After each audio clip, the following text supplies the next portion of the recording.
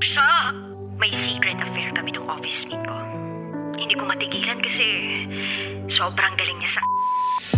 Rocky's Secret Files. Secret Files. It's the kind of bleep you never knew existed. Kunwari inosente, pero boy naman pala. Rocky's Secret Files. Secret Files.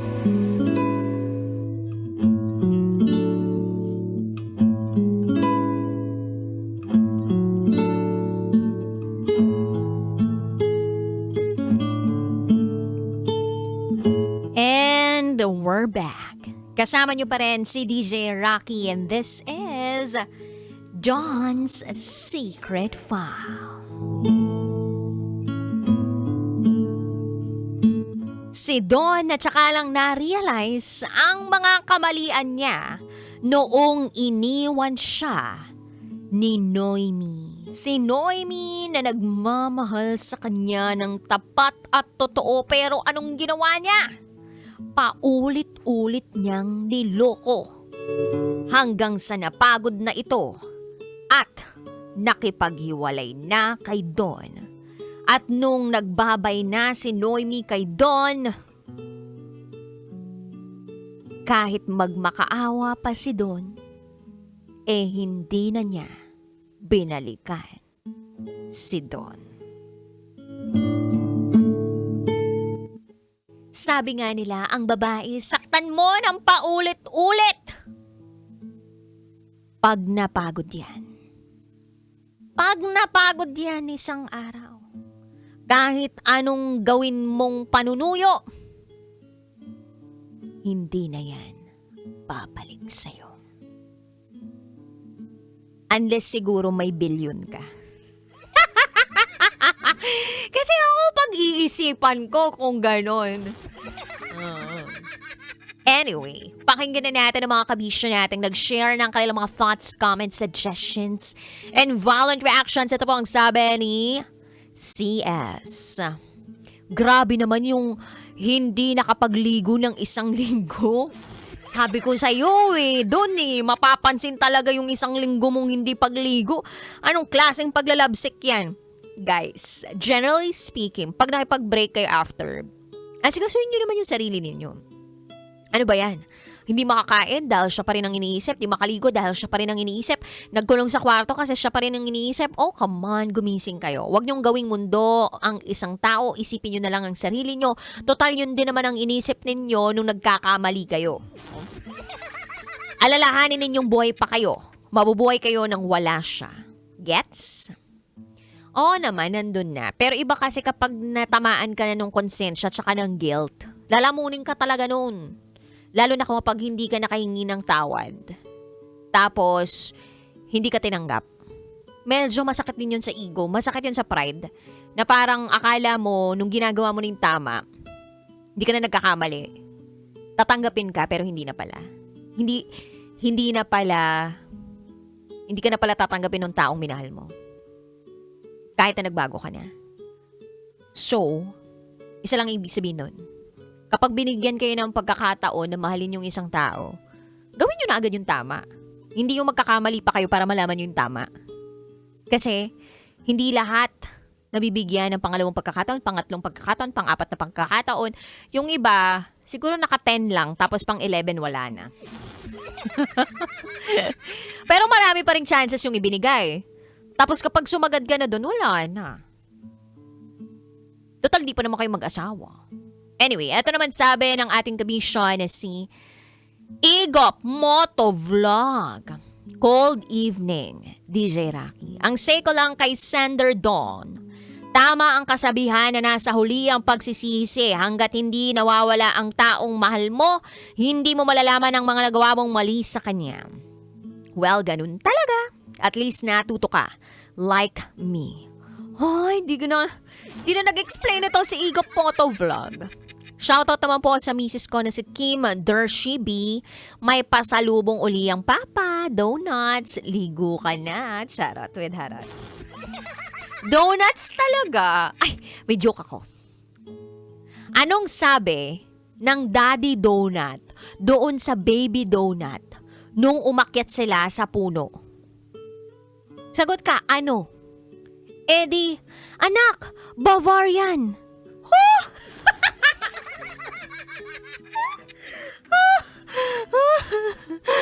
Oh, natawa ka. Ito kasi si Igop Moto Vlog, meron pang pa-donut-donut na nalalaman. Anyway, eto naman ang sabi ni JP Babasa. Para kay Sender Don, bago mo pa na-realize na mali ang mga ginagawa mo, na wala na siya sa'yo. Kung ako sa'yo, move on ka na lang, hindi na yun babalik. We are just human beings na matututo sa ating pagkakamali. Hindi naman yun kalapati na pag inihagis mo, babalik sa'yo pag pumalakpak ka. Lesson learned sa'yo yan, Sender. Maligo ka. Isang linggo walang ligo, tibay mo nun. Lagkit siguro nung pakiramdam nun. No? Yun lamang po, ma'am. Happy Thursday. Ingat po, uwi. From Tambay Love. Kala mo naman yung Pilipinas, di ba? Nasa Antarctica. Kumbaga yung ganitong panahon, di ka maliligo ng isang linggo. Kaya mo yun. Gets ko pa yung iba na nasa bansa na kung saan sobrang lamig eh. Yung tipong nagsusnow, winter season. Gets ko yung iba na hindi naliligo talaga ng mga isang linggo. Kasi hindi nila kaya. Pero dito sa Pilipinas na yung araw, grabe kung makapag-smile sa ating lahat. Kulang na lang magkaanghit tayo sa sobrang tirik ng araw kung kailanman. Nito na nga lang umulan-ulan, diba? Anyway, eto pa sabi ng ating kabisyo na si Darwin Russell. Don, kapag alam mong pinatawad ka ni Noemi sa mga kasalanan mo, please lang, wag mo na kasing ulitin. Kasi yung paghiwalay ninyong dalawa, sadyang inabuso mo na yung pagpapatawad niya sa'yo. Tandaan, unlimited ang pagpapatawad pero hindi ibig sabihin na abusuhin mo. Tama, Darwin Russell. Tsaka, pwedeng maging unlimited yung pagpapatawad pero yung pagtanggap sa isang tao, hindi po yun unlimited. May bayad na. Charot to with the harot. Ito naman ang sabi ng ating kabisya na si Jobert Vertudazo. Good evening, Idol DJ Raketera. Shout out kay paring Marlon Loyola, Marjun Estorgio. Shout out din sa Team Bulacan Overdrive. Wala akong masabi sa kwento dahil nahuli ako sa pakikinig. Ba naman yan, Jobert? Eto pa sabi ni Jason. Lahat tayo nagmamahal, masakit kung ikaw ay na broken heart. Kung may pagkukulang man, pwede naman punan yon. Kaso nagloko ka ng ilang beses. Kaya ayan, naiwang ka tuloy. Natatawa talaga ako dun sa isang beses ka lang maligo sa isang linggo. At upagin mo na lang sarili mo at ayusin mo ang buhay mo. O diba, hindi lang ako yung parang nung binasa ko kanina yung isang beses lang ako maligo. Parang, huh? Pwede ba yun? Ay. Hello din po sa ating kabisyo na si Remis lang. Shoutout din daw kay Jason Elvera na nakaka-relate sa storya ngayon. Na dati nagkamali pero buti na lang natuto at tinanggap uli ng taong mahal na mahal niya. Mabuti sana kung ganun yung nangyayari, di ba? Kung tinatanggap ka, kaya kang tanggapin kahit paulit-ulit ka na nagkakamali. In fairness naman dun sa taong yun kung sakaling may ganun mang tao, harap nyo sa akin ngayon, harap nyo. Baka sakaling patayuan na natin ng monumento. Kasi ang tibay nun yung tipong lahat kaya niyang tiisin, intindihin sa kanyang partner kahit na ilang beses magkamali. Kasi ang problema dun yung mental health Mental health, emotional health, pero iba rin kapag sanay na sanay ka na. Naging normal na sa'yo yung pagkakamali. And we don't want that to happen in our lives. Yung normalcy nung pagkakamali, hindi Because at the end of the day, babalik pa rin tayo dun sa moral values natin. Babalik pa rin tayo dun sa mga prinsipyo natin. At uusigin pa rin tayo ng ating konsensya. Kaya Don, I'm thanking you for sharing your secret file. Ang pagkakamali naman ay part of growing up. Ako, nagkamali ako dati. Kala ko dati, ang isang tao pwedeng mabuo sa pamamagitan ng paghalik. Ano pa ba yung mga pagkakamali? Nagkamali tayo sa desisyon natin sa buhay. Yung akala natin, di tayo mapapahamak. Pero yung pala, tama yung magulang natin, napahamak tayo. Yung ganon.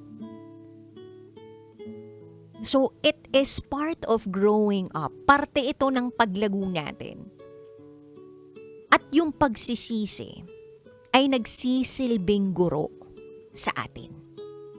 And what do I mean by that? Teacher yung pagsisisi.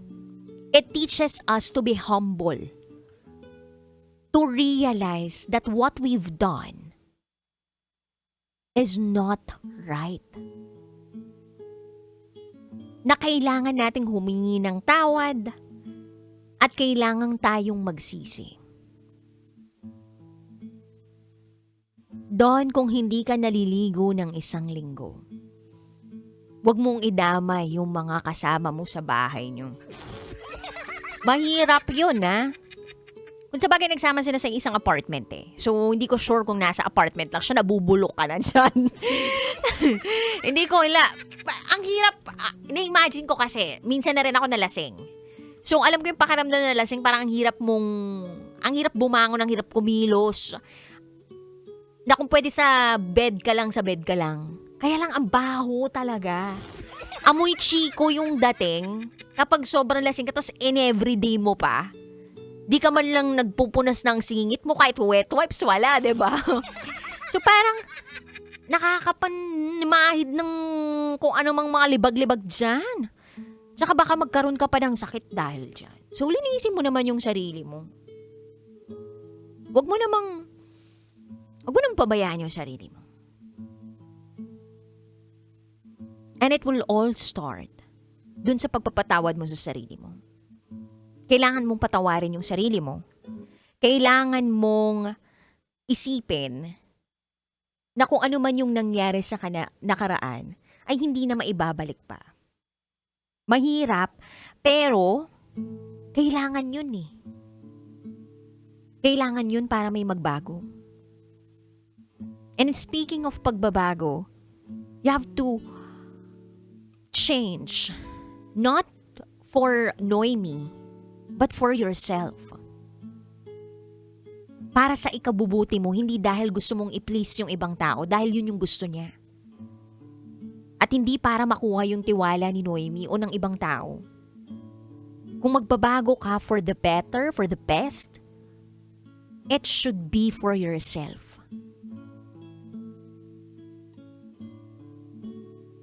At kung ayaw na talaga ni Noemi, ayaw ka na niyang bumalik sa buhay niya.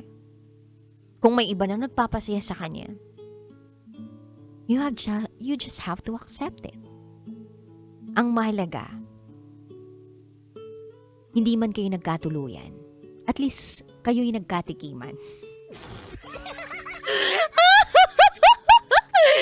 I mean, hello! Nagkatikiman kayo ng pagmamahal ninyo sa isa't isa, di ba? Naranasan ninyong mahalin ang isa't isa. Ang mahalaga, kahit papano, minsan sa buhay ninyong dalawa, naging masaya din naman kayo sa piling ng isa't isa. Kahit na maraming hindi magandang nangyari sa relasyon ninyo, naging masaya pa rin naman kayo kahit papano. And as of the moment, at least masaya na si Noemi. Para sa sarili niya at para sa ibang taong kasama niya. At sana masaya ka doon na makita yung taong mahal mo na masaya na sa piling ng iba, na hindi na ikaw yung kasama. So Don, focus lang sa pagbabago, sa sarili mong paglago, at ang pinakamagandang may bibigay mo sa sarili mo sa pagkakataong ito ay ang pagmamahal, respeto at pag-aalaga. Hindi ibang taong makapagbibigay nito sa iyo sa kasalukuyan, kundi ikaw mismo sa sarili mo makapagbibigay nito. Walang doktor ang pwedeng magbigay nito sa'yo. Ikaw mismo ang makapagbibigay nito sa sarili mo. Alright, Don? So, simulan mo, mamaya mag-shower ka na. Para gumanda yung skin mo, mag-white rose pa para. Anyway, kabisyo, kung gusto mo mag-share ng iyong secret files, all you need to do is to email me raketera@gmail.com. I gotta say, BRB4, Top Secrets, kapiling pa rin ang inyong boss princess, DJ Raketera. At kayo nakatutok sa 90.7 Love Radio. Kailangan pa bang i-memorize yan? Basic. This is Dawn's Secret File. Metro Zone.